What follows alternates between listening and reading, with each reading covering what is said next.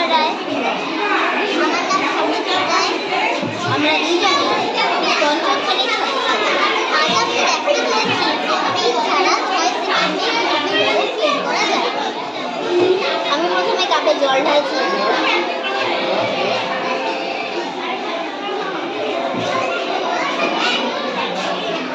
এবার এটাকে ঢুকিয়ে রাখছি। সবাই কাউন্ট করি। 1 2 3 4 5 6। এবার দেখুন জলটা কি হয়। এই দেখুন জলটা ভ্যানিশ হয়ে গেছে। না, জলটা ভ্যানিশ হয়নি। আরেকবার দেখবো আমরা।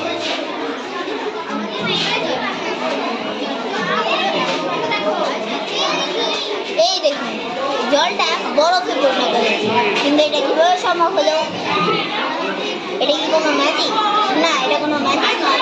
এটা শুধুমাত্র সম্ভব হয়েছে আধুনিক যুগের বিজ্ঞান। এবার বৈজ্ঞানিক ব্যাপারে আসা যাক। আমি প্রথমে এই কাপের মধ্যে ক্রিস্টাল পাউডার দিই। আর ক্রিস্টাল পাউডারের গন্ধটা অনেক বেশি। তাই এই ক্রিস্টাল পাউডার কাপে ফেলা সম্পূর্ণ জল হাইড্রেশন পদ্ধতিতে শোষণ করে ফুলে ফেপে উঠেছে। এই ফুলে ফেপে ওঠা ক্রিস্টাল পাউডারটি দেখতে অনেকটা বরফের মতো। আর এই ক্রিস্টাল পাউডার ব্যবহার করে এখনকার দিনে ডাইপার তৈরি করে। Thank you. খুব সুন্দর হয়েছে।